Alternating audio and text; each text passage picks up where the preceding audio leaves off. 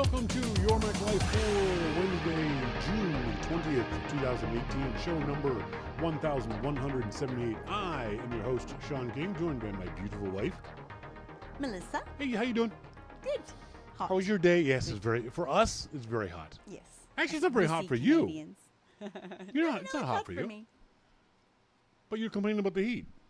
I'm good. I'm not trying not to complain too much. Just a little bit hot. I think it's the nature of human beings in general. It just is. When we're cold, we bitch about the cold. When we're hot, we bitch about the hot. It's true. And Curly very hair, you want straight hair. When you have straight hair, you want curly hair. That's right. It's a very small window where we're like, okay, we're good.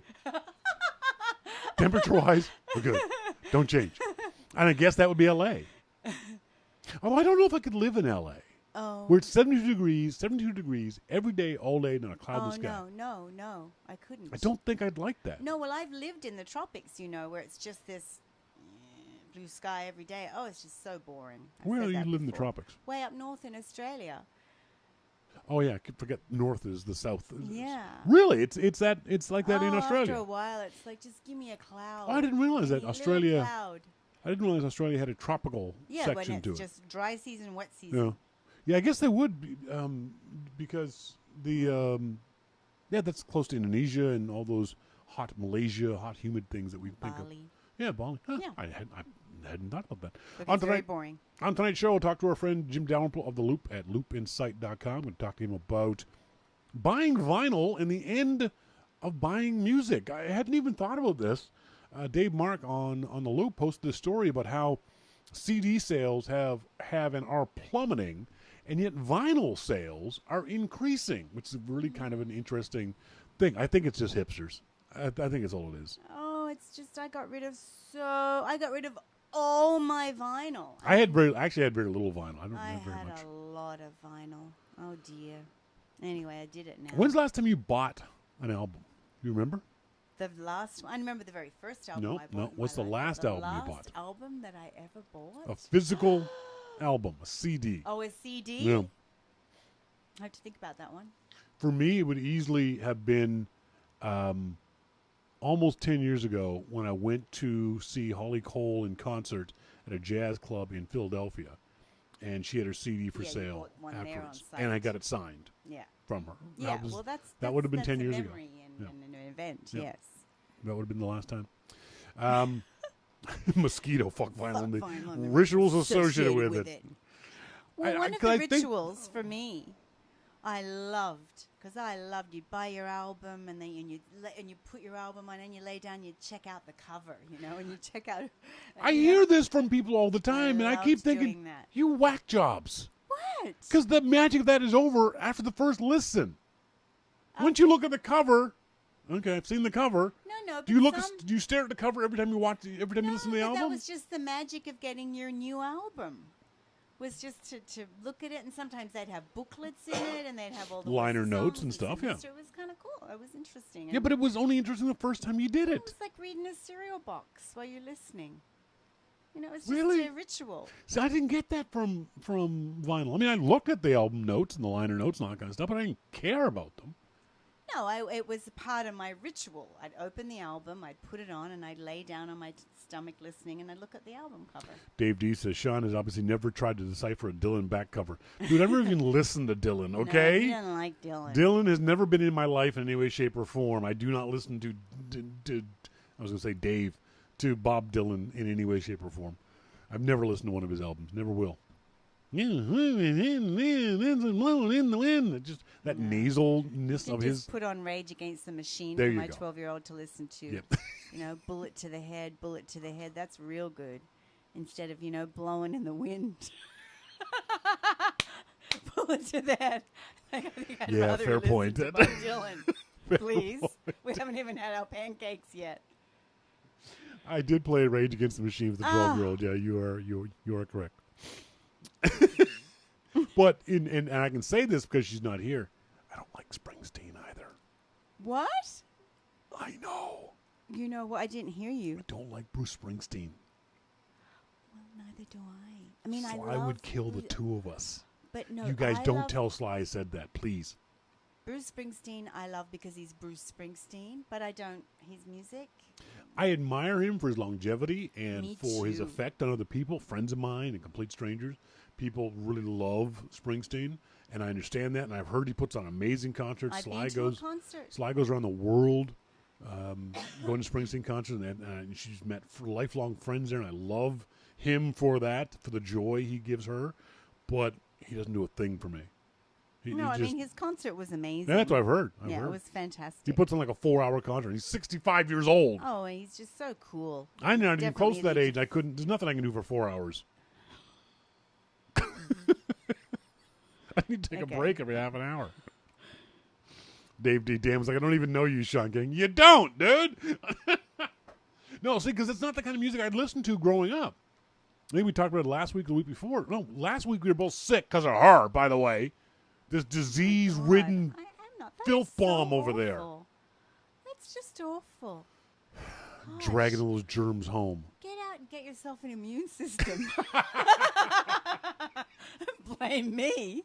You know what? Someone mentioned that on Facebook. Leave the house. Eat some dirt. Go and brush elbows with other people.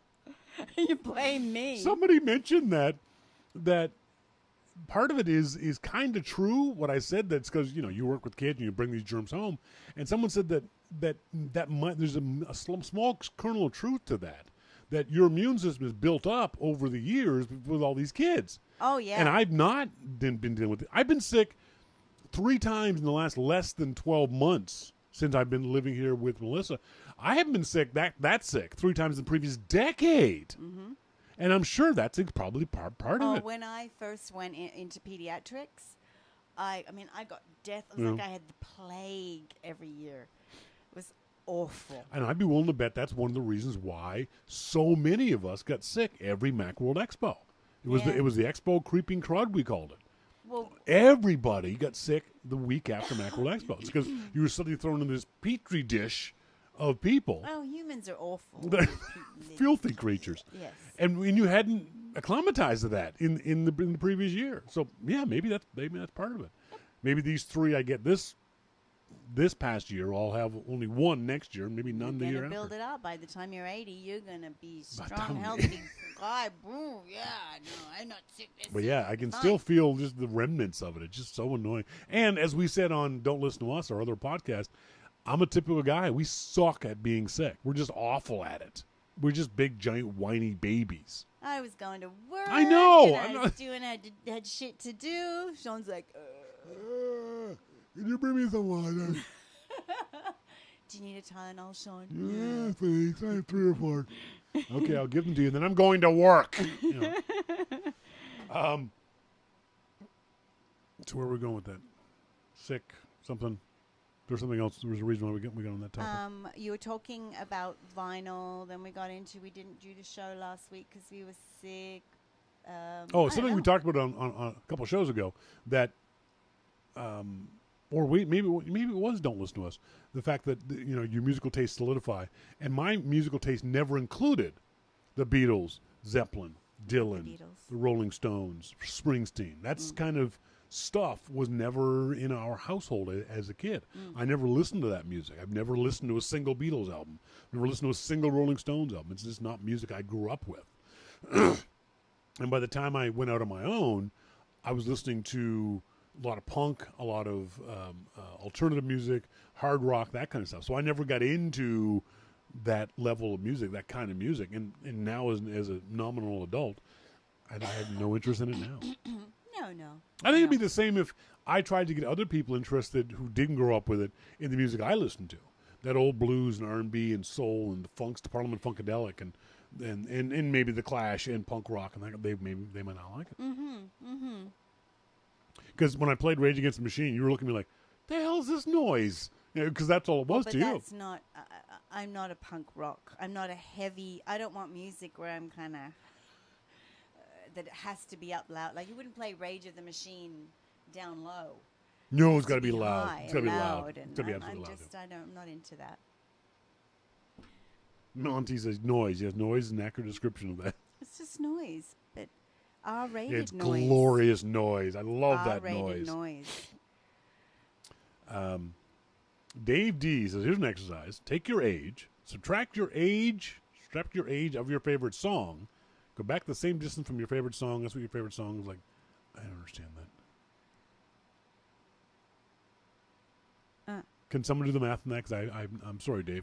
Take your age. Subtract your age. All my faves are from of your 1971. favorite song and go back the same distance from your favorite song. I was told there would be no math. Yeah, is this on the exam? Later on tonight in our starting point photography segment, we're going to talk about leading lines in your photography, how to look for, see, and take advantage of lines in your photography. But up next, we're going to talk to our good friend Jim Dalrymple of The Loop at loopinsight.com. We're going to talk to him about vinyl and buying music and whether he still does. All that and much more coming up. This is Your Mac Life.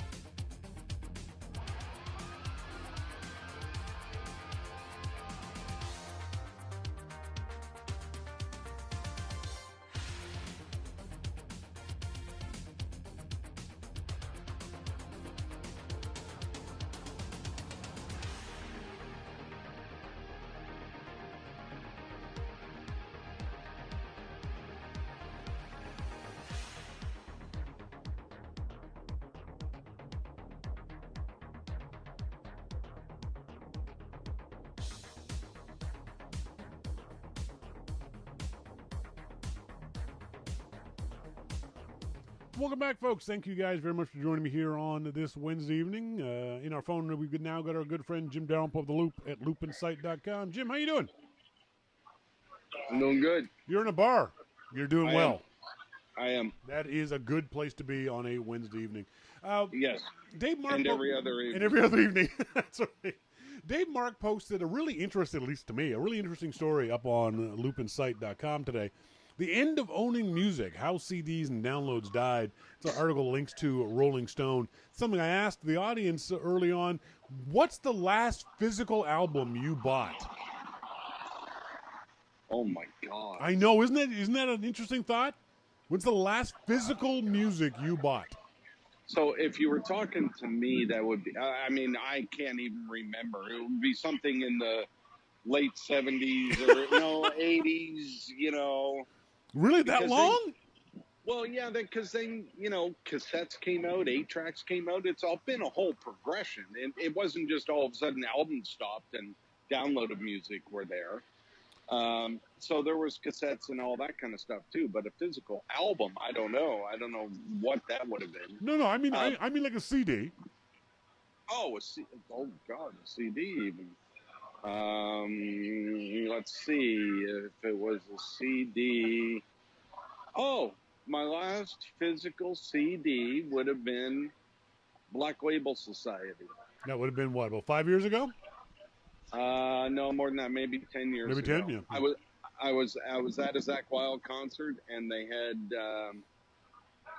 physical CDs there, so I bought one just to, support. I had already had the album, that I bought off of iTunes. So I'd be willing to bet that's probably for a lot of people the way they got their last CD. They were at the concert, they were at the band, because it was the same for me. My last CD was that.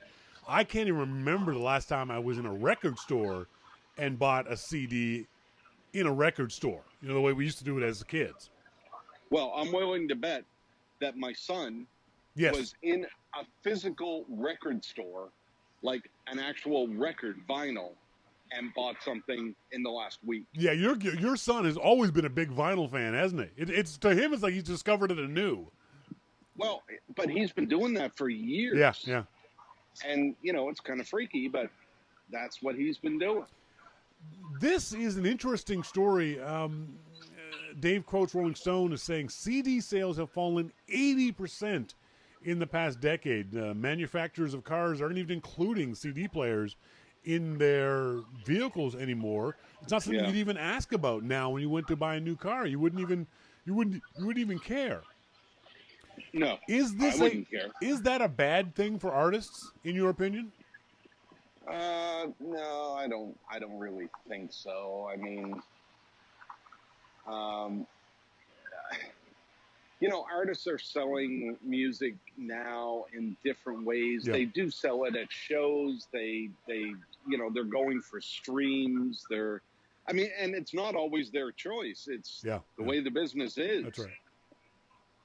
So they don't have a choice. But a lot of the bands that Michael likes, whether it's metal or alternative or, whatever it is, he gets, and they have these albums that you can buy, vinyl that you can buy from their website. Yep. So he'll go online and buy this stuff, and albums come. There's also in Halifax there's a few secondhand music stores that you can go to, and he goes in there all the time and buys albums. Do you believe that this was the battle that was waged 15, 20 years ago when CDs first came out and originally killed vinyl? Do you believe that vinyl actually sounds better than CDs? Did you ever were you ever in that camp back in the day? Did I ever fall into the what? The fact that you believe that vinyl was actually better than CD? Well, vinyl has a very unique sound. And, especially if you're in a decent room and you're listening to a vinyl album, that crack and just the whole sound of it, it's very different than CDs because vinyl wasn't pushed to the limit like CDs were. And when vinyl was pushed to the limit because it was recorded on tape, it would saturate and sound really good. But you can't push and saturate digital recordings because when you do push them, they clip, and that's just very harsh. When you say push and saturate, explain to the audience what that means. So on tape, you could push. So if you look at a level meter that most stereos would have, you go to zero, and especially today, once you go above zero and you hit the red. Then that's clipping, and clipping is very bad and very harsh. Yes. But with tape, you were able to use compressors and other outboard gear to kind of push the music a bit harder. It wouldn't clip, but it would create this effect of the music just being warm. Okay, I didn't know that. And saturated. So that's a completely different feel. So now, if you look at a waveform from 1975 or 1980, the waveform is the music itself is about half or three-quarters of the waveform. And you have all this air and this space, and that's what was in an album. If you look at a waveform these days from music, it fills up the entire space, and it's just a block of music that's as loud as it can possibly be. And people instinctively think that louder is better. Yes, yeah. So, and it's not. It's not. It doesn't sound better. But that's what they think. So when you sit down and listen to an album and pick, and it's funny because Dave and I were talking about this today.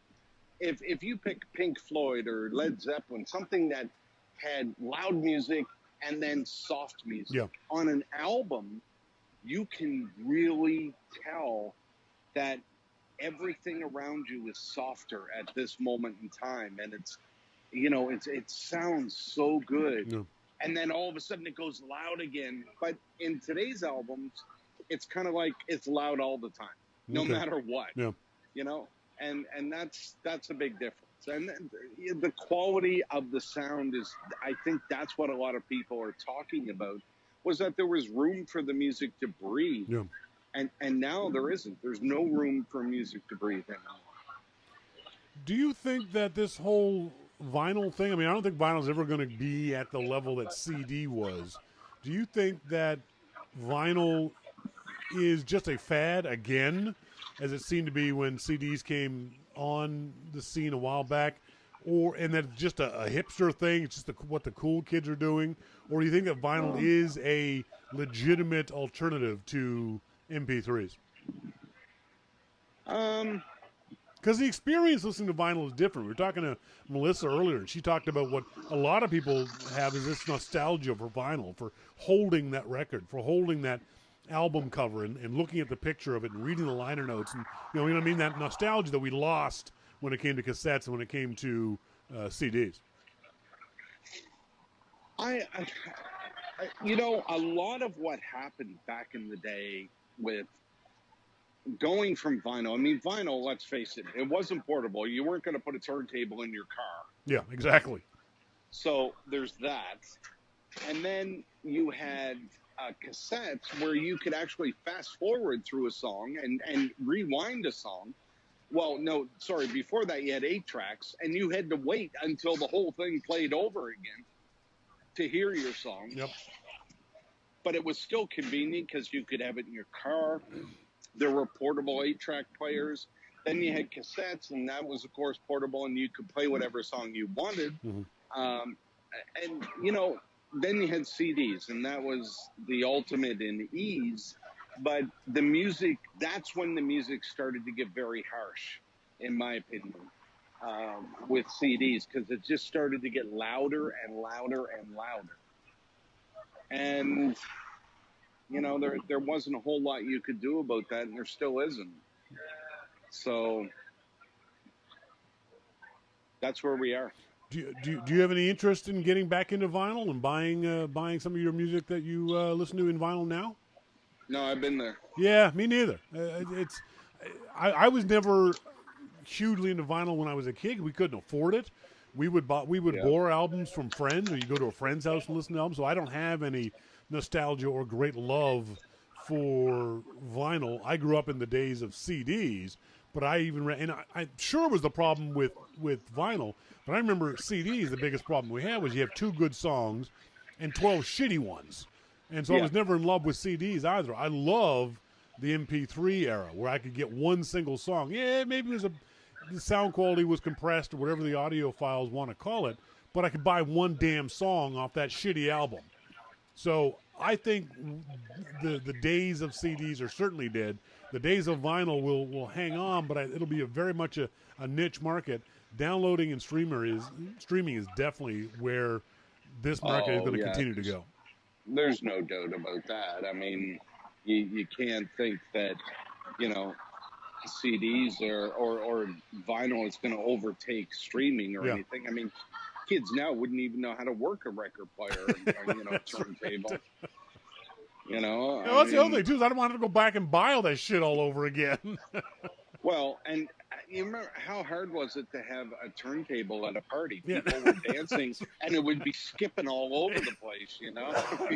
Jeez. That's true. Oh, the kids don't know the pain that we had when we were young. That's right. We had to work for our music. That's right, exactly. So a news report came out today. Tim Cook drops 43 places in employee approval ratings of CEOs. Do you think this makes Tim Cook sad? No. You think he cares? I think, actually, I do think that Tim probably cares Yep. because he's probably wondering why. Yep. But, you know, I think if you ask Apple employees, they'd be pretty eager to tell you why. Yeah. And, you know, a lot of it is, you know, when I look at the executive team at Apple, they care. Yeah. They really care. I think if you look at the middle managers, they don't care so much. Really? Interesting. Yeah, I don't think so. Not the ones that, I mean, I've talked to a lot of people about this over the years, Yeah. and it's those middle managers that's where it's being lost. It's not the people coming in to work for Apple. They want to work there. They feel good.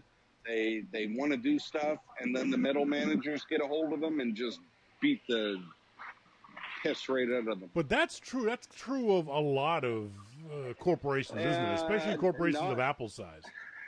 Well, it is, but there are a lot of big tech companies that don't work like that. Yeah. And for some reason, Apple continues to allow it to happen. Yeah. And you know it's not unique to Apple, but you know, I'm sure that Tim would have heard about that and is wondering why. Yep. Just because Tim is who he is. I think the thing that we also have to keep in mind, and this is something you and I have talked about in the past, the way the media portrays stuff affects the way you think about it. And what I mean by that in this particular case, you look at Eric S. Young of Zoom Videos, #1 with 99% employee approval rating. You go down to Tim Cook, who's number 93, and that sounds awfully bad, but he still has a 91% approval rating. So 91% of the employees who would go to this website, Glassdoor.com, still approve of him. So even though he's dropped 43 places, he's still held in very, very, very high regard by his employees.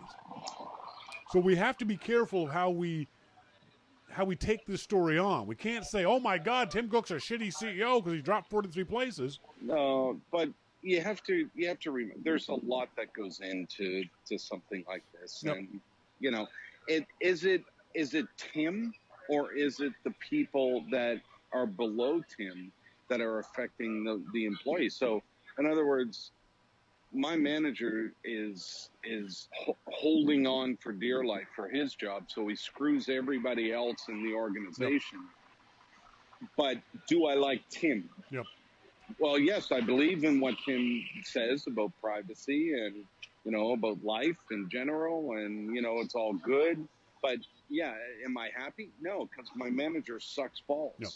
We also have to we also have to keep in mind this is a self-selecting survey. This is, in other words, this is people who choose to go to the website. And if you're pissed off at Tim or if you're pissed off at Apple, maybe you're more likely to go to the website and downvote Tim Cook. So take all this up with a grain of salt, but I believe that it's not that big a deal. If you are still in the top 90% of CEOs, you're doing damn good, I think. Sure. Now, like everything, you take every poll with a grain of salt. Exactly, because this is just a self-selecting group of people. So I'm always suspicious of those kinds of things. Yeah. Apple posted up another one of their how to shoot things on iPhone videos. Do you watch these? You are an average, everyday photographer. Do you watch these videos and take any of this stuff to heart, or you just don't bother paying attention? I am a superior photographer. No, you're a superior human being. You're an average photographer. I'm less than average photographer. I do watch them. Yep. I don't completely take to heart what they say. Yep. Because photography doesn't matter as much to me as, say, audio. Mm-hmm. So I'm not worried as much about my pictures. I point my iPhone at an object, and because I'm, blind close up, I look at it and I can't see it. It's blurry, and I snap a photo.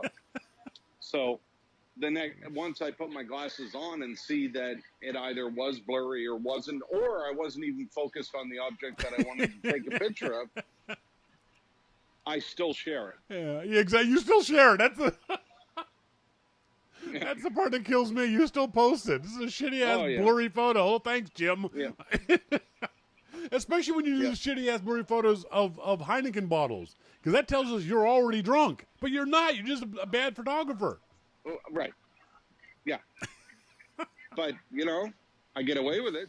Well, I was curious as to whether or not these sort of videos would have any effect on someone like you, someone who just watches the videos and does this stuff sink in, and you're telling me no, it doesn't. No, I don't really watch them. It's a shame. I think the difference is, though, that I don't care much to improve in photography. Now, if you had audio stuff and said, hey, we can make you sound much better. Yeah. Okay, I'm going to watch that. I know what you're doing. I don't even know what they're talking about when they say, change the aperture and do this and do that. I don't even know what that, you might as well be talking Greek to me. I don't know what that is. Oh, dear.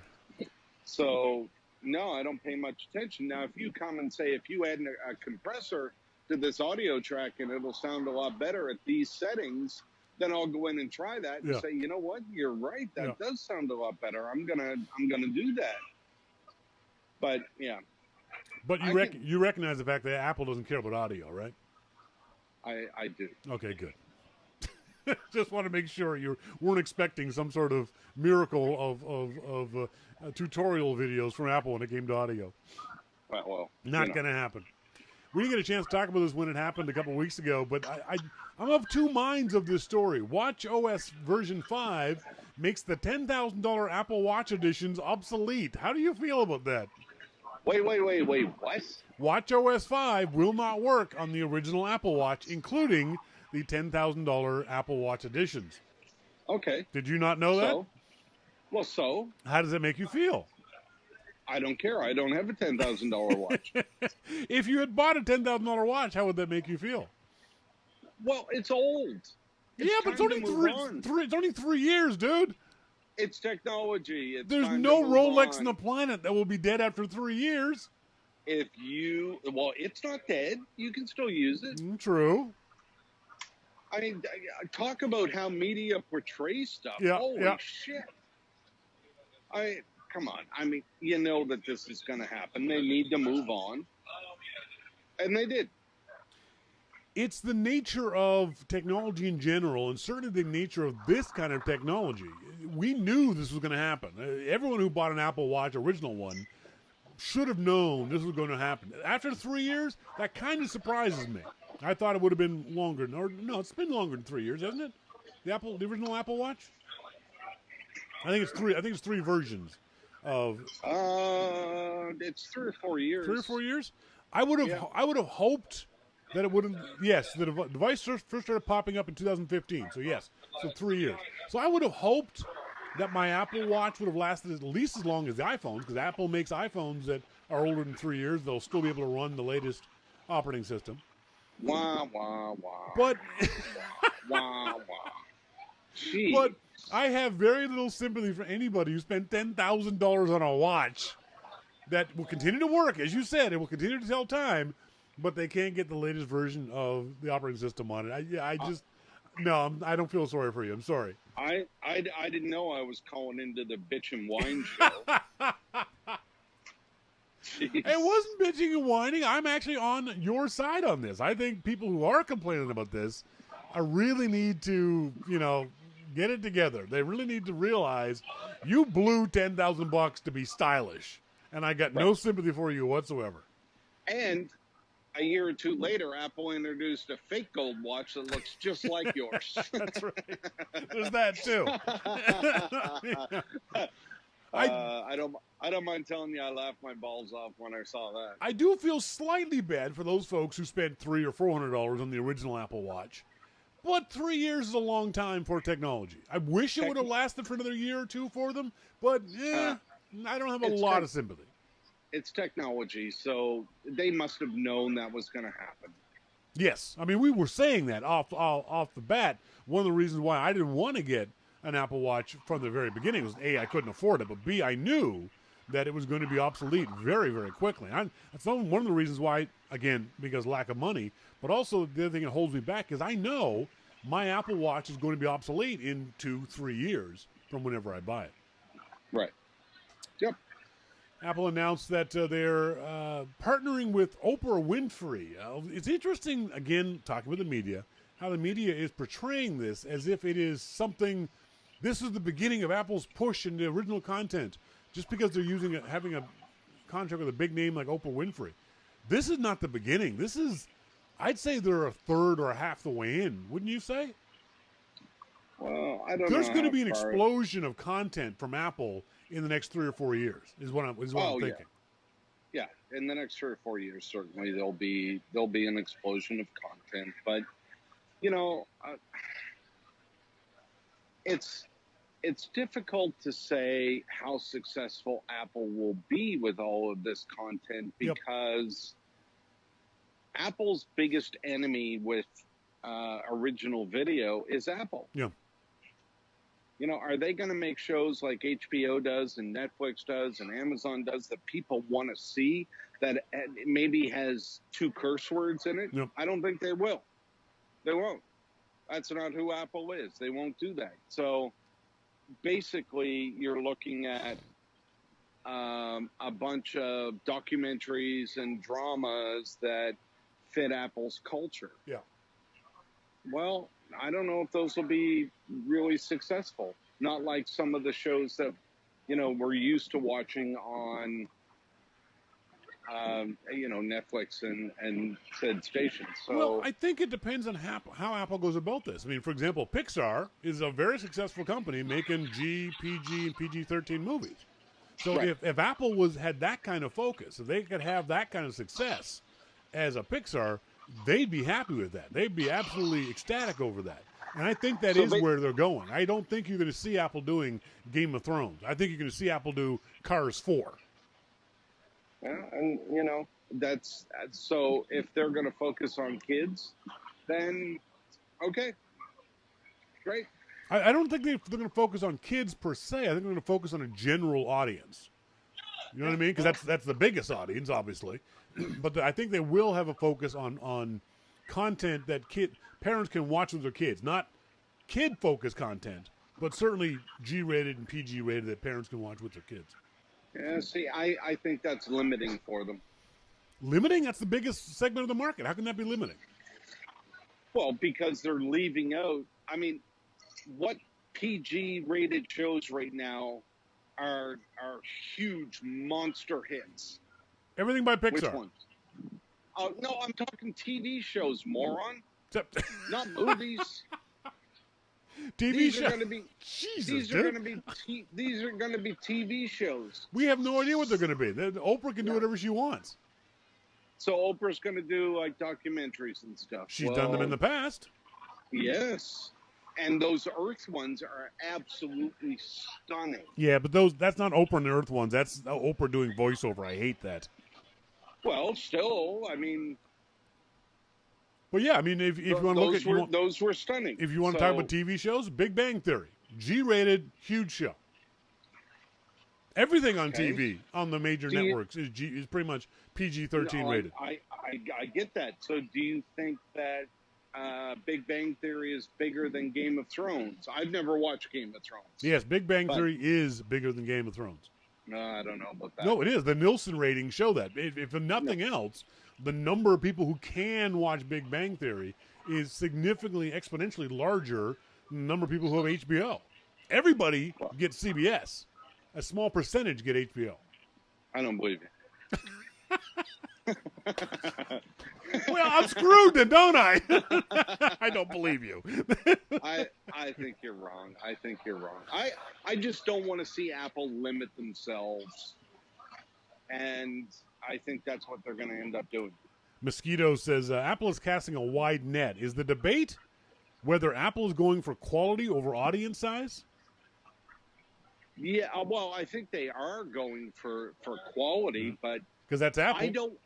I just don't want to see them limit themselves to shows that are G-rated only, or a drama that could be shown on network TV because they don't want to have a curse word in there. Yes. Yeah. You know, I wouldn't mind Apple having a couple of Netflix type shows, you know, like The Killing or The Fall, that are really suspenseful and really good shows. And then Apple limits themselves because they don't want to do that. Yeah. You know, then that's fine, I guess. But I think what Apple is trying to do is they're going to throw out, as Mosquito said, a wide net. That's a problem with broadcast TV. Is you have to throw a lot of spaghetti up against the wall, hoping some of it sticks. You don't know what's going to be successful. You have no idea ahead of time. There's no secret formula that says if you do this, this, and this, you're guaranteed to be successful. But I think Apple's going to try a lot of different things. But I do think they'll be focused on the general broadcast TV audience.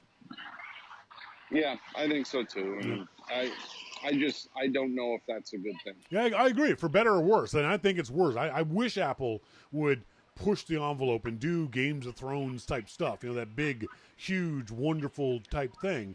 But I don't think Apple's going to take that chance. They're a general audience consumer company, in my opinion. Yeah, I agree. Folks, been talking to Jim Dalrymple of The Loop at loopinsight.com. He has his own podcast called the Dalrymple Report. It's up on the iTunes store. You can also check it out at loopinsight.com. Thanks, Jim. Thanks, Shawn. Talk to you next week. See ya. Bye.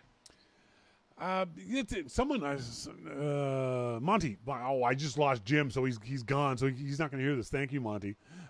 Big Bang Theory, Nielsen ratings, 2.8 million adults, 18 to 49.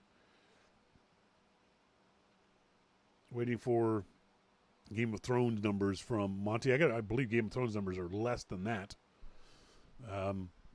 Just because more people can watch Big Bang Theory than the number of people who can watch Games of Thrones. Because you don't got to pay for CBS, you got to pay for HBO. There's not more subscribers of HBO than there are people who can watch CBS. Simple as that. And Big Bang Theory, I think, is the highest rated show on broadcast TV right now. And even if Game of Thrones is the highest rated show on HBO, by its very nature, it can't be a higher number than what CBS gets with Big Bang Theory. It's just, math. When we come back, in our starting point photography segment, we're going to talk about how you can use leading lines to better capture the images that you're looking for in your photography. All that and more coming up. This is Your Mac Life. Hello, my name is Melissa King. I'm Your Mac Life's official spokes Australian. As Shawn begins his 25th year of broadcasting on the internet, he has asked me to say a few words to you all. Send money. What? Why not? More? Okay. When you listen to Your Mac Life, you'll notice there are no ads, no commercial breaks, no 5-minute ad reads for products you've already bought or have no interest in buying. That's because Your Mac Life is entirely listener-supported, and not even listener-supported via a paywall or a subscription service. It's simple. If you like Your Mac Life, you can pay for it. If you don't want to pay for it, you don't have to. You can still listen. But we'd really like it if you did. On the Your Mac Life homepage at yourmaclifeshow.com, on the top left, there is a subscribe to YML box. You can send any amount you'd like each month automatically from your credit card or PayPal account. It's set for $2, $5, $10, or $15, but you can set it for any amount by clicking the Donate button. The best part is you'll barely notice it. It's $2, but it makes a huge difference to us here at Your Mac Life. It means we can pay for website hosting, internet access, new computers and software to run the show on, and so much more. So, if you like Your Mac Life, please subscribe. $2 will make a tiny dent in your wallet, but when enough people subscribe, it makes a huge difference to Your Mac Life. I'm Melissa King. Thank you.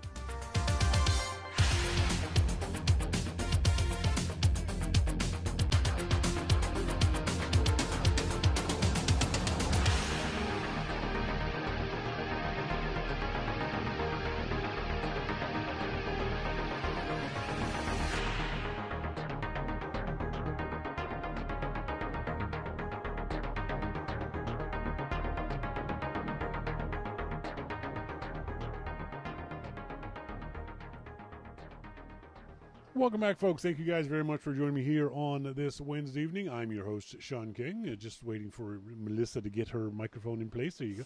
We were. I know this is going to make you lose respect. Mosquito doesn't like young Sheldon. Who? Mosquito. He's not what? He doesn't like young Sheldon. Oh. That's the best you got. And why don't you like it, Mo? Did he say? No, I haven't asked him. Ugh, he said. I'm not talking. I'm not talking to him anymore. Because it's so standard. Yeah. It kind of is. That's kind of what I like about it. What I wrote was that it is. It's an enjoyable show. I wouldn't call it a good show. I call it enjoyable. It's just Fun. lovely. It just makes me feel. It's just a bit of fluff, and I love her. I love the mother in it. So, who was it? Monty? Monty sent me the top 10 list for Prime Broadcast Networks. Number 10, Big Bang Theory with a 6.7 million viewers. I don't see anything there for anything. Oh, hang on. For syndicated network broadcast, I don't see anything for Game of Thrones. I can't find it. Monty? No, we're talking about what we get higher rated. And this is a question for you, being a parent. Apple is moving into creating its own TV content. Do you think Apple should make that content G-rated, or should they make that content R-rated, or for adults or for kids? Can they not do both? Possibly, yeah. Well, there should be G-rated. Okay, Why? I've got to go. Well, I don't know why, but I feel better if I can sit and enjoy a movie with Rory, which I loved. I mean, I did that with my oldest son. We would watch movies. It was like an event. Let's watch a movie. Because he's, he does all this gaming. It's separate from me. I don't get it. We don't get to share it. No. So I love watching a movie with him. I think that's why Apple will do that. And MacMan says PG-13 would be a good compromise. Not if you got a 9-year-old.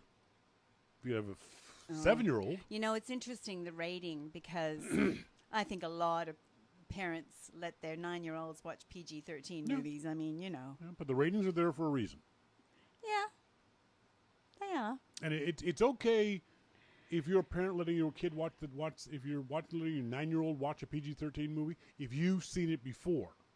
But it's a cookie-cutter approach. All children are different. True. Some children and parents know. It's like, my kid can handle that. But that's exactly what... Okay, yeah. If you've seen it before. But if you haven't seen a movie before, that PG-13 movie may have things in it that would scare the hell out of your 9-year-old.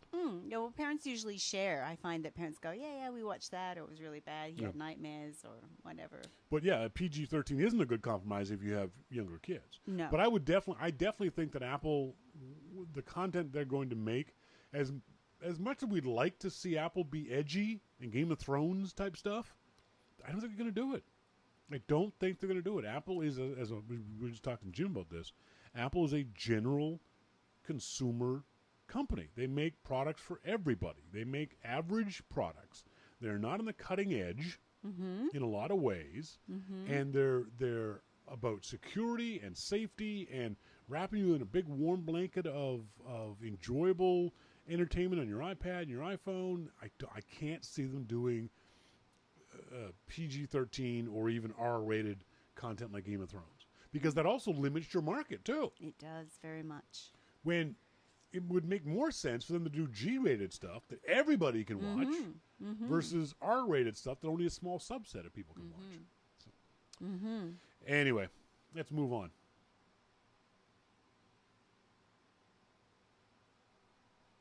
In our starting point photography segment, we got big news. Hang on. I have to do this all over again because I got a picture of Jim on screen. I'm not doing that. Wait. In our starting point photography segment, we've got big news. We've got one almost definite person who's going to join us in Lisbon. Yay! MacMan in our IRC chat room said earlier today, even though he lives in Iowa, he's going to try his doggone darndest. I just love that. I'm. You know what? When he said that, my first thought was, I get to meet MacMan. It's just MacMan so has cool. been in the IRC chat room, God knows, I don't know how long MacMan, 4 years, 5 years, I have no idea. But he's here each and every week. We chat back and forth. Never seen his face, never heard his voice. I don't know, but I'm actually excited to actually be able to see to put a face to the name. Yeah, I don't blame you. Tell the nice listeners how to join us, nice people here in IRC.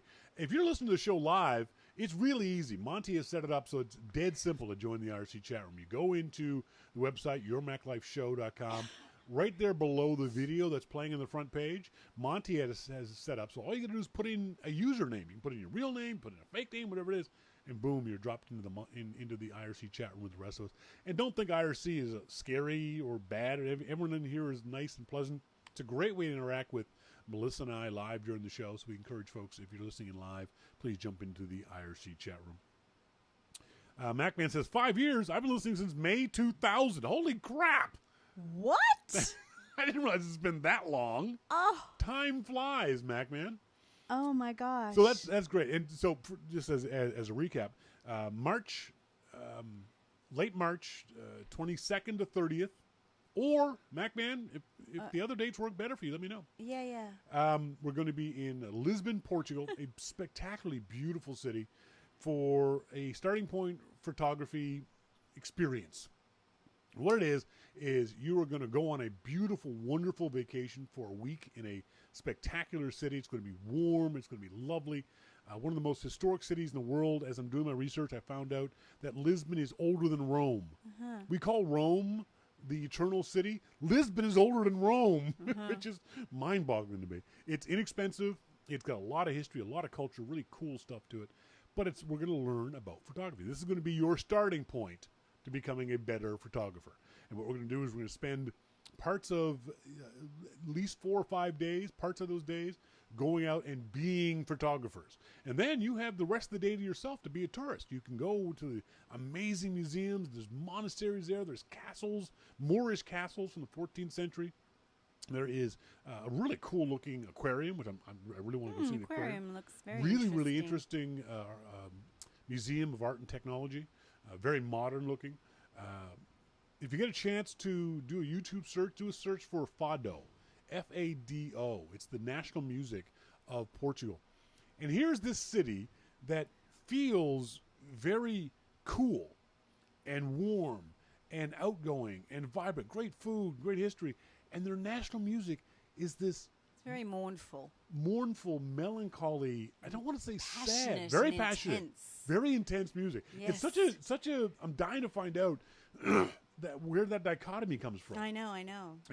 I don't think I could listen to Fado for like a whole album of Fado. No, I download. I Have listen you? to some, and a little while it's like, oh my god, I Yeah. to kill myself. It could be really sad, but it's wonderful too. The voices I've heard have been Beautiful fantastic. voices, yeah. So there's that. So you'll be able to do whatever you want in the afternoons. In the mornings, you'll be hanging out with me and Melissa, learning about composition and street photography in black and white. And we're gonna do a sunset shoot. We're gonna do a sunrise shoot. We're gonna do photo critiques. There's gonna be all kinds of stuff to do. So start checking for flights from wherever you live. We'll arrange the hotel. We want all of us to stay in the same hotel. But the price, I guarantee, will be with flight and hotel will be, and the cost to pay us will be under $2,000 Canadian. So I think, what's that? Hey, Siri. Oh, would be maybe. What is $2,000 Canadian in U.S. funds? 1,700 something. What is $2,000 Canadian in U.S. funds? What is 2,000 in U.S. funds? What is $2,000 in They're U.S. really having funds? some issues. Okay, I found this on the web. What is $2,000 Canadian in U.S. funds? It's 1560. Jesus! Here's what I Thank found you, on the Mac web Man. for what is $2,000 Canadian in See, I said, what is $2,000 Canadian in U.S. funds? And she says, here's what I found on the web. Here's Just what I tell found. me!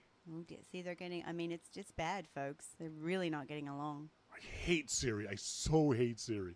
So 1502. So $1,500 thereabouts is what it's going to cost you U.S. wise. So does Dave mean that he is looking likely? You mean that you're going to come, Dave? What?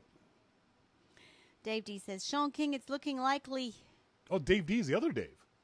No. MacMan's the Iowa No, Dave. I know it, MacMan, but now Dave D's saying, Shawn King, it's looking likely here. Oh, two of us! Oh!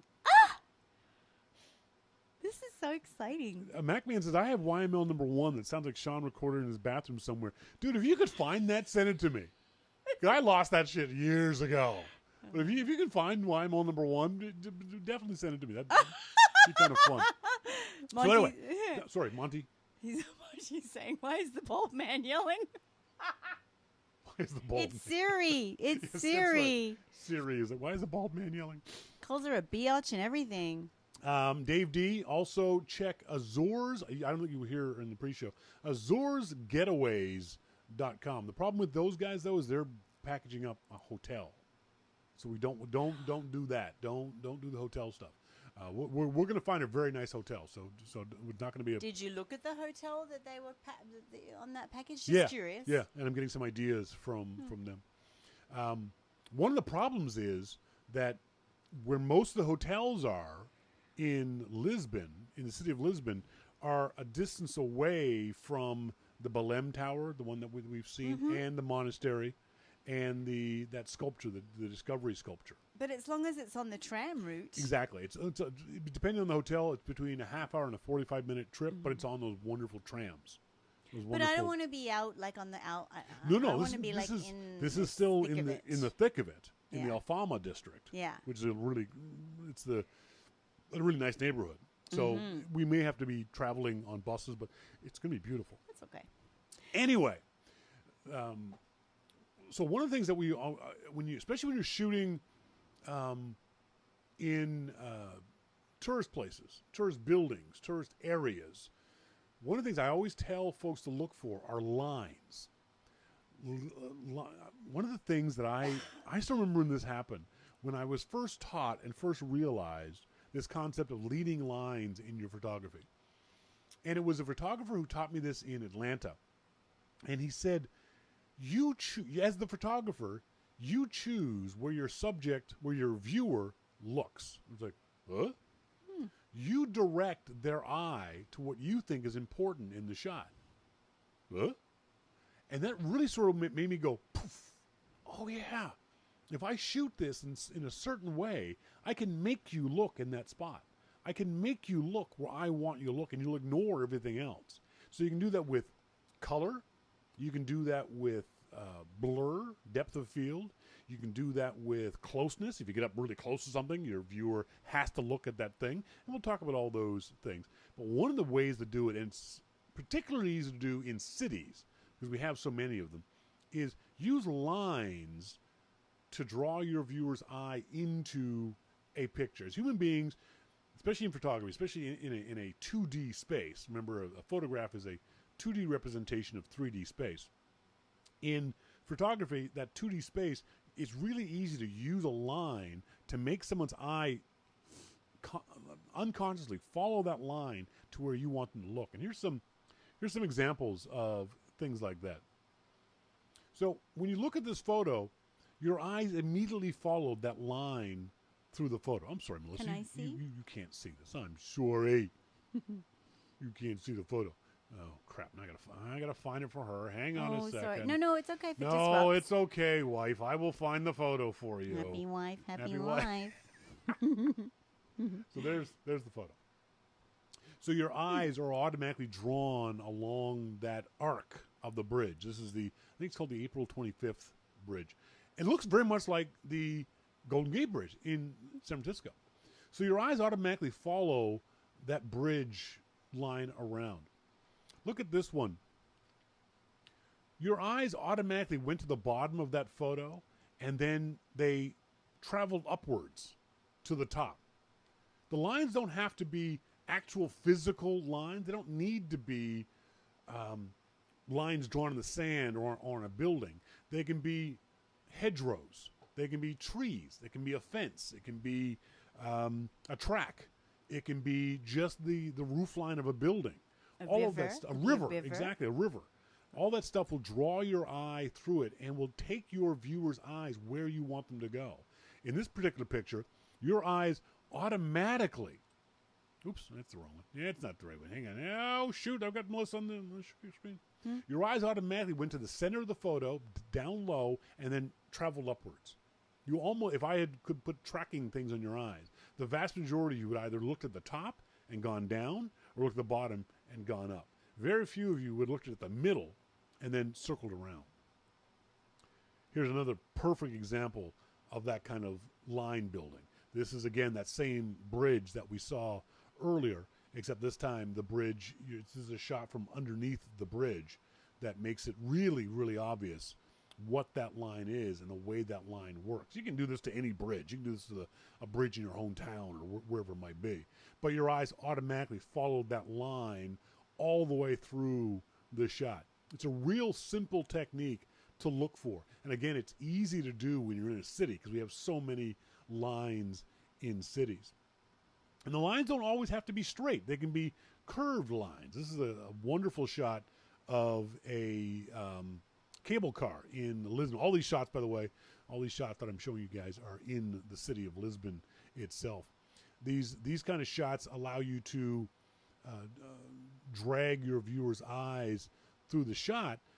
So your eyes go to one spot, and you can see how your eyes would naturally follow those lines of the cable car tracks, or the line of the building, or the line of, there's 3 or 4 separate lines in that shot that it makes it really, really obvious. Monty says, exactly, Monty, perfect. Monty says, the cable car shot, the first thing I noticed was all the crisscross wires. Exactly, that's one of the things you have to watch out for. Lines work in 2 different ways. They can work to draw your eye through a shot, but they can also work to distract you during the shot. So you got to be careful about that kind of stuff. In this situation, depending on how photoshoppy you were, maybe you'd go in and erase those lines out. I don't know. I think it would depend on how realistic you want this shot to be. I might take this shot, and you can see how you would zoom in on the shot to have just the cable car. Where I didn't like that photograph. Well, that's why I was using it, because I'm showing this as an example of lines that don't work. It bothers me. You have to watch out for those lines, and that's the thing a tourist wouldn't do.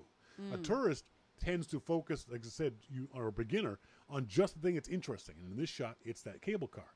And you don't look around your shot to see where other lines are and see where those lines might distract you.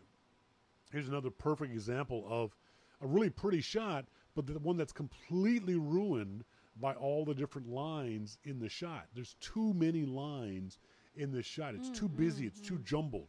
There's all kinds of lines there, but none of the lines take you anywhere in the shot. No, they all distract all you. over the place. This is a great tourist shot. It's like a person in it. It's a shot that tourists would take without thinking about the shot. Oh, this is a pretty spot. Take this picture, and actually it's a bad photo. It is. There's nothing interesting in this photo. Yeah. All these lines actually distract you.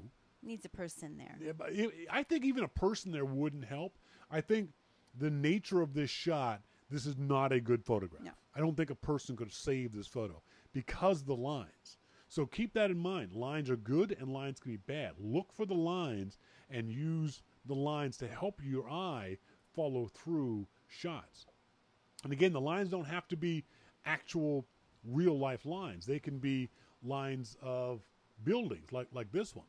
This is a line of Yeah, I like that one. pathway. That your eyes automatically fell to the front of this picture and then followed that pathway through. The other thing I love about this shot, look in the middle distance. See that light there? Oh, I love that. That is beautiful. Well, it makes you want to walk down and go in. Exactly. To that is warmth such of that light. That's such a beautiful little spotlight in this place. I love that thing. And the thing is, I don't know if this might be a longish exposure shot. This might be a shot that's 3 or 4 seconds long because there's nothing in this shot that's moving. Maybe this shot was taken during the blue hour and they left the shutter open a little longer to get that beautiful orange light down there. Or this might be, this is obviously in the evening. It might be, I'm just thinking that how you would capture the shot yourself. If you saw this shot and that orange light wasn't there, doing a little bit of a longer exposure might get you that light, is what I'm saying. So keep that in mind. If you see this shot and go, oh, the light's not there, think about opening up your shutter for a little bit longer.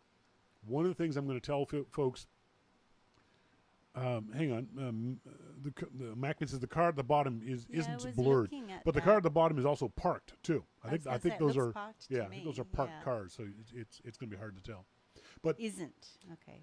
One of the things we're talking about a future show is carrying around a nice travel tripod, a small compact tripod. Don't do it in the morning shoots, the afternoon shoots, but if you're going to go out in the evenings to shoot, maybe you want to carry around a little tripod because a little tripod would help you set up in this spot and get this shot. If the light was getting low and if you tried to handheld this shot, it would get blurry. So what you would do is put it on a tripod, maybe open the shutter up for half a second, 2 seconds, longer than you can hold it steady by using a tripod. But we'll talk about that in another show. And finally, you can see these kinds of movement lines in just the buildings and the historical places that you go to. That railing there automatically draws your eye through the shot up to the girl in the orange and beyond into the statue, into the room there. That's lovely. There's another line down there by the water with the reflection that draws your eye into the shot. It's another really pretty shot that by using those lines draws your viewer's eye towards that woman, towards the top of the shot. So keep that in mind when you are going out, when you are going shooting anywhere. Look for these kinds of lines that can help your shot. Like all these tips, not all this stuff happens in every shot. You're not ever going to find depth of field in every shot. You're not going to find blur in every shot. You're not going to find leading lines in every shot. But with practice and with learning this stuff and remembering it, I'd love the story. Tell the audience the story about you and the picture of the boys in the surf in Australia. Oh, well, okay, I'll tell it again because I've told it before. Yep. But everyone was swimming and the boys were on their boards in the foam coming up in the waves, the foamy waves up to the shore. And I wanted to get a shot of them, but I thought, well, I'm going to, remembering Shawn's advice, I went very, very, very close. I went up to my hips in the water and I was getting wet, but I didn't care. And I got right down to their level and I waited for them to get to a certain point, and I just started shooting away, and I got a great photograph. Great shot. I love that photograph. And I love the fact that as soon as I saw the shot, I knew that you'd gotten down. I got way down. You got way down at eye level because the shot would have been completely different.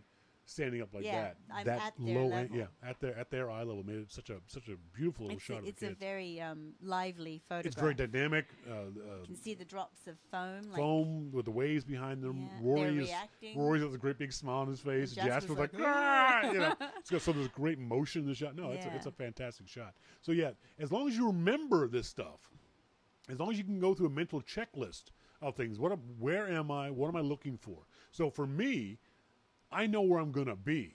So I know I'm going to be in this city. So I know I'm in a city. I'm going to look for leading lines. I'm going to look for interesting faces. That's what I do when I'm in a city. Maybe you're a different type of photographer. Maybe when you're in a city, you're looking for architectural details. But by knowing what kind of photographer you are, what things to look for in that situation, you're more likely to get those kinds of shots. If you have any questions, as always, please send me emails to onair@yourmaclifeshow.com. We've got a bunch of different ways for you guys who are interested in keeping track of our plans for the Lisbon trip. It's a long way away, but I want people to start thinking about it and hopefully making plans for it. There is a Flipboard magazine, which is kind of a cool way to read some of the stories I posted up about Lisbon in general with tips and tricks and that kind of stuff. Send me an email to Shawn@yourmaclifeshow.com. I'll send you a link to the Flipboard page. We've also got a website, obviously, startingpointphotography.com. And if you're on Facebook, do a search for Starting Point Photography on Facebook, and you can get more information that way. You can also follow Starting Point Photography on Twitter. Don't follow me, because I'm just a mouthy, wordy, verbal diarrhea guy. But if you want information just on the photography stuff, you can follow Starting Point Photography on Twitter. And if you want the link I to might that, do that. I would do that. I don't want to follow you, but I'll follow Starting Point Photography. I should do that. I have to do that. You have to reinstate me to Twitter, and I'll do that. My wife has stopped following me on Twitter. That's how bad I am. That's No. how bad I am. Yes, Even yes. my wife can't stand to follow me on Twitter. So so even she'll go and follow the Starting Point Photography. Okay, I will. Monty says Flipboard. I'd forgotten all about that app. Yeah, you can go to Flipboard and do a search for Starting Point Photography. Or like I said, send me an email and I will pass along the URL to the Starting Point Photography Flipboard. It's just a different way of accessing information for the audience. I like Flipboard. I don't use it enough, and I think this will get me to use it more. I think it's an interesting way of presenting information to people. It's one more way that we can get the word out to the audience about what we're up to.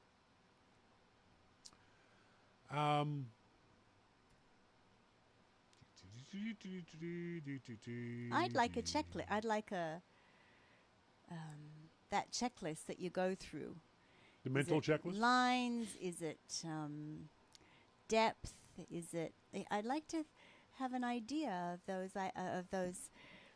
thoughts that I would go through in my mind as I was walking around doing photography. The easiest thing to do that I found that helped me the most as a beginner was when I learned the idea of pre-visualization. People in the movie industry talk about this all the time, where they'll storyboard thing, or they'll pre-visualize the effects or the production and that kind of stuff. So the easiest thing to do is when you see something that for whatever reason captures your eye, pre-visualize. How do I want this to look on Facebook? How do I want to look? Think of the end result. How do I want it to look on Instagram? How do I want it to look on my phone? Do I want it to look all dreamy and soft and blurry? Do I want it to look sharp and in focus? Do I want it to look really, really big? Think about how you want it to look and then work backwards from that. So, for example, that's a really beautiful flower arrangement there. I'm 30 feet away. I love that flower arrangement. How do I want that to look? I want it to look really big and beautiful and bright and colorful and vibrant. Well, how do I do that? I have to get closer to make it big. Right? So you're saying go to your end result with your vision and then just work backwards. Exactly. Imagine how you want the photo to be and then figure out how to make the camera do what it is that you've imagined. I'll often tell the story of when we go to the Hastings racetrack, the horse racing track here in Vancouver. My first time, I pre-visualized the shots I wanted to get off the racetrack. And I wasn't doing anything original. These are shots I'd seen 1,000 times from other photographers at race courses, the shots you've seen 1,000 times. There was one shot I knew I wanted to get of the horse's head in perfect focus, but its hooves blurry. And so I knew how that was going to look in my mind's eye. And so I knew, okay, if I need that, I need my aperture to be this. I need my f-stop to be this. The sunlight is like that, so I need exposure. So I did all that stuff. And sure enough, I got the shots I wanted. But I also knew that I wanted a shot of the horses coming out of the gate. But because I'd been to Hastings Racetrack before, I knew I couldn't get very close to the gate. So I rented a 70-200 millimeter lens and knew that when I walked down as far as I could get down close to the gate, I then switched lenses to the big zoom lens, and I could zoom in and get these great shots. I got this wonderful shot of right out of the gate, these two horses jumped up and one banged into each other. So you got these two giant animals slamming into each other. The jockeys pulling on the horse's eyes really big. It's a great shot. I love the shot. There's so much violence in this shot, and I couldn't have gotten that shot with my iPhone. I couldn't have gotten the shot with my regular lens.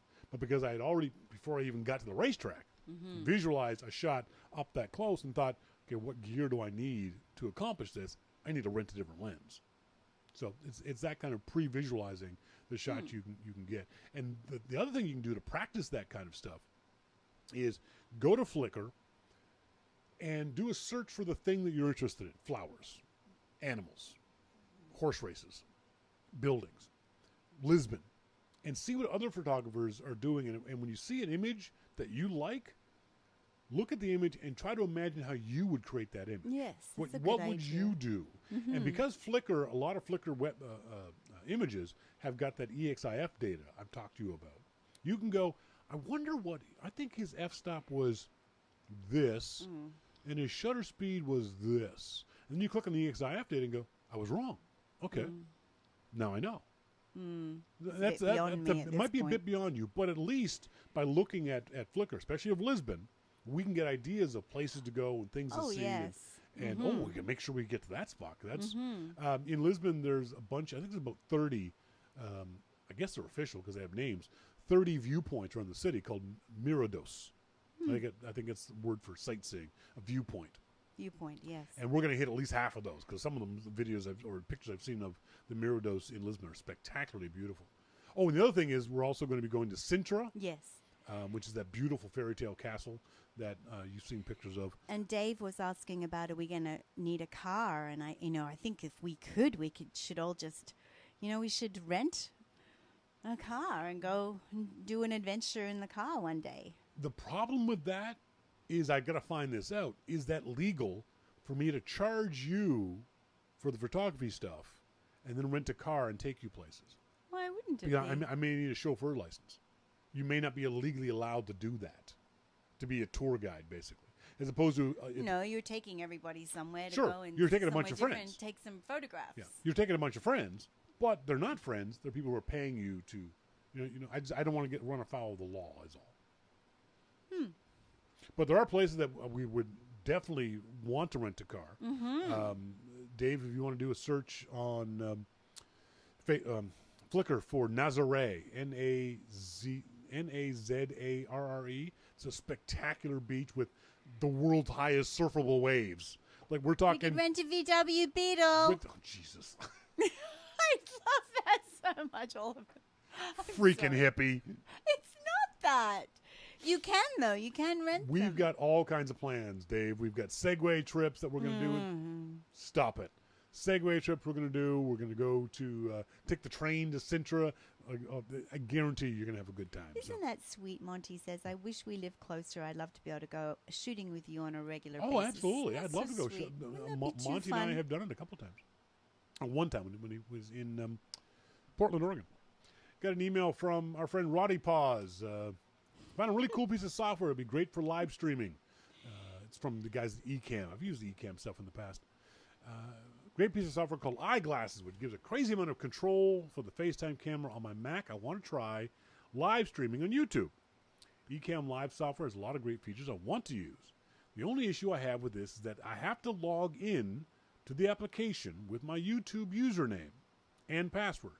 I'd rather not give a third-party developer my YouTube password. I do have two-step authentication, the Google account. Do you think that is wise, or do you think I'm being too worried about protecting my account? No, Ronnie, I don't think you're being too worried, but I do think there's no need to worry. It's always good to think about what you're thinking about. I applaud you for that. One thing you can do is just, if you want to test the Ecamm stuff, use a different YouTube account. Set up a separate YouTube account and do your testing with the Ecamm stuff using that separate account. And that way you'll be able to find out if, a week later you get all kinds of spam to your YouTube account, you'll know it's the Ecamm guys that are doing that. I don't think I know I've known of Ecamm for years.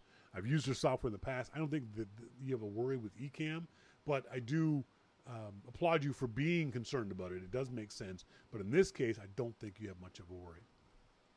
The only thing next, Roddy says, please reply directly to this email either, instead of or in addition to reading it on the show. No, dude. No offense, but I'm not replying directly to the email that you sent on the show. Like I'm your personalized tech support. You either get it on the show or you don't get it at all. You listen to the show or you don't get the support. I'm not going to send off stuff directly to you. I don't mean that to sound rude or anything like that, but just wanted to put it out there. Scott Randall on the a member of my favorite mug, the Long Island Macintosh user group. He says, really sorry to hear you two were so ill. We're getting better. Scott, thanks very much. He said, by the way, my first year teaching, I got sick a lot.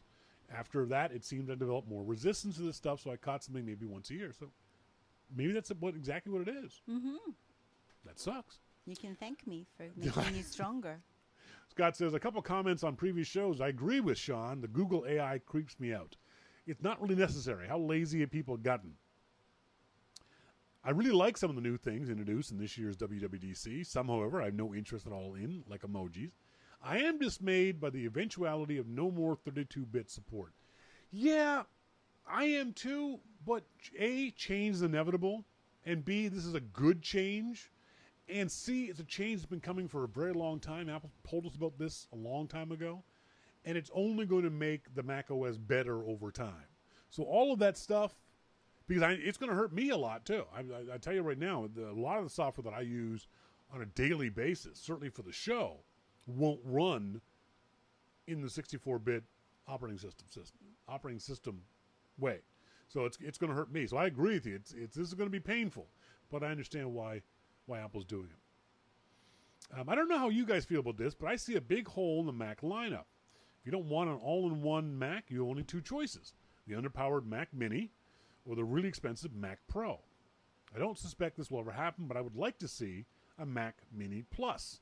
User upgradable RAM and storage, build-to-order processor, large enough to accommodate two full-size PCIe slots, starting at $1,500. I'm sure it would sell. No, it wouldn't sell. You would buy it, and maybe some of your friends would buy it, but it would not be a big seller for Apple. And all Apple's interested in right now is big sellers. They are no longer interested in specialized niche boxes for niche markets and people. As we said earlier, Apple is a general-purpose consumer company. They are no longer the company of techies and nerds, and they will no longer be making products, different levels of products, to go after a certain market. They're making the Mac Pro and the iMac Pro for pros, and they're making the iMac for everybody else. There's not going to be anything else in between. The Mac Mini will die soon, and we'll never hear another thing about it. Very important, number 4. Melissa, I love the promo you do as the Spokes Australian. You sound great and really enthusiastic. Thank you. That's it? So you say thank you? Wow.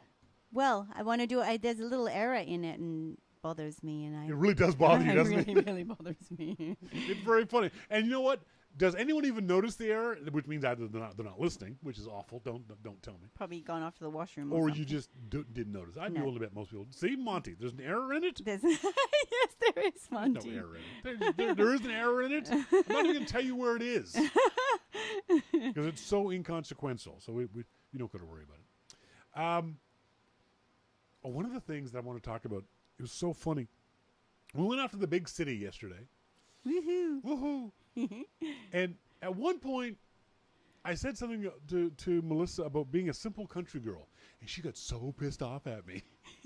You got really, really upset. Yeah. Well, and it's interesting how we think of and look at language. The way words mean things, but they mean different things to different people. Very important. When you said simple country girl, you took that as an insult, didn't you? Yes. When I said simple country girl, I meant that as a compliment. Mm-hmm.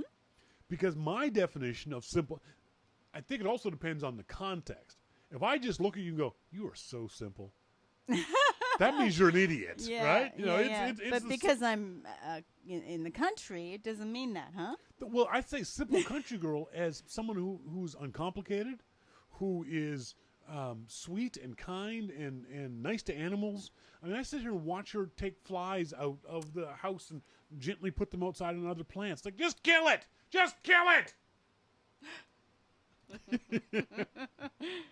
But it also means not well traveled. See, I don't think it very means colloquial, that. Yeah. very, Yeah. Anyway, I think the problem is because you don't know my meaning of it. That's right.